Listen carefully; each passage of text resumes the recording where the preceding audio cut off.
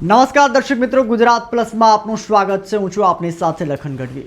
મિત્રો, જ્યારે ચૂંટણી નજીક આવતી હોય છે ત્યારે તમામ પાર્ટી પોતાની તૈયારીઓમાં લાગી જતી હોય છે। ત્યારે આજે વધુ એક આમ આદમી પાર્ટી પણ પોતાની રેલીની શરૂઆત કરી છે। આમ આદમી પાર્ટીના નેતા યશુદાન ગઢવી, પ્રવીણ રામ, મનોજ સોરઠિયાએ આજે સોમનાથથી યાત્રાની શરૂઆત કરી છે। આવો સાંભળીએ શું કહી રહ્યા છે પ્રવીણ રામ। કે 108 દિવસની જેલ અને એ પછી જ્યારે હું ગુજરાતના ખેડૂતોની વચ્ચે જો જતો હોય તો મારે પહેલા મારા ગામમાંથી જ નીકળવું છે। મારે મારા ગામના વડીલોના, મારા માતા પિતાના, મારા વડીલોને જે અહીંયા મોટી સંખ્યામાં બહેનો ઉપસ્થિત છે એના આશીર્વાદ લઈને જ આ ધરતીમાંથી નીકળવું છે એ મારી ઈચ્છા હતી। એટલા માટે મેં નક્કી કર્યું કે પહેલી સભા તો મારા ગામમાં જ થવી જોઈએ। પણ મને આનંદ છે કે અત્યારે બપોરનો સમય અને તમે બધા જાણો છો, આખી ગુજરાતની જનતા જાણે છે કે સીઝન છે, ફૂલ સીઝન। કોઈ ગામમાં અત્યારે નીકળવા જઈએ તો 5 માણસે મળે એવી સ્થિતિ નથી। આ પરિસ્થિતિની અંદર આપ સૌ મારી લાગણીને ધ્યાનમાં રાખીને આપ સૌ જ્યારે અહીંયા ઉપસ્થિત થયા છો ત્યારે આપ સૌને પહેલા તો હું નતમસ્તક વંદન કરું છું। અને એના કરતા વિશેષ માનની યશુદાનભાઈ ને મનોજભાઈ વાત એ છે કે અહીંયાથી ઘણા બધા લોકો આવ્યા એ ક્યાંક બીજા પક્ષ સાથે જોડાયેલા છે, પણ જ્યારે પ્રવીણ રામની વાત આવી, જ્યારે ખેડૂતની વાત આવી તો પક્ષનો ખેસ બાજુમાં મૂકીને અહીંયા સમર્થન આપવા આવ્યા છે। એને સાહેબ હું નતમસ્તક વંદન કરું છું, એને વંદન કરું છું। કારણ કે એને એવું નક્કી કર્યું કે ગામનો દીકરો છે, વિસ્તારનો દીકરો છે, પક્ષ બાજુમાં, પાર્ટી બાજુમાં, અને બધું છોડીને જ્યારે તમે અહીંયા સામે ઉપસ્થિત થયા છો ત્યારે હું તમારો ઋણ ક્યારેય નહીં ભૂલી શકું અને તમારો ઋણ ક્યારેય નહીં ઉતારી શકું સાહેબ।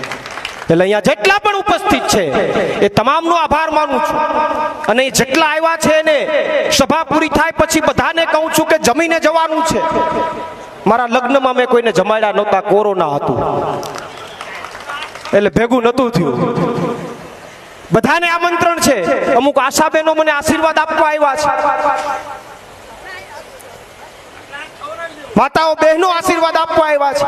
તો આજે અહીંયાથી નીકળીશ ત્યારે હું આશીર્વાદ લઈને નીકળીશ, અહીંયાથી નીકળીશ, આ ધરતીમાંથી નીકળીશ ત્યારે મારા માતા પિતા, મારી જે અહીંયા માતાઓ બેઠી છે, આશાબેનો બેઠી છે, મારા વડીલો બેઠા છે, એના આશીર્વાદ લઈને નીકળીશ અને ભાજપને લલકાર ફેંકું એટલા આશીર્વાદ લઈને ગુસ્સામાંથી નીકળી રહ્યો છું। રોકવાની તાકાત હોય તો રોકી લેજો, જાઓ। અને હવે કાંઈ ડરે નથી રહ્યો। પેલા થોડો ઘણો જેલનો ડર હતો, હવે તો એ નીકળી ગયો છે। 108 દી, પોણા 4 મહિના, મોટો અનુભવ, મોટી ડિગ્રી, હવે ડર નથી। એટલે એ કોઈ ચિંતાનો વિષય નથી, પણ આશીર્વાદ લઈને નીકળી રહ્યો છો તો મને વિશ્વાસ છે કે એની તાકાત મોટી હોય છે। અને એનાથી મોટી તાકાત અત્યારે હું યશુદાનભાઈ, મનોજભાઈ લઈને આવ્યા છીએ કે અમે સોમનાથ દાદાના ચરણોમાં નતમસ્તક વંદન કરીને આ યાત્રાની શરૂઆત કરી છે। સોમનાથ દાદાના ચરણોમાં નતમસ્તક વંદન થઈને યાત્રાની શરૂઆત કરી છે।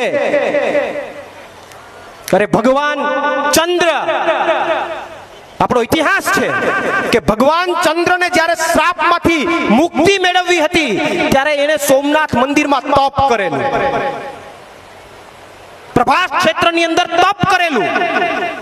તો સાહેબ અમે પણ ખેડૂતોની જે પીડા છે, ગુજરાતના ખેડૂતોની પીડા છે, એમાંથી ખેડૂતોને મુક્તિ મળે એ માટે સોમનાથ મહાદેવના દર્શન કરીને આ તપ કરવા ગુજરાતમાં નીકળ્યા છે।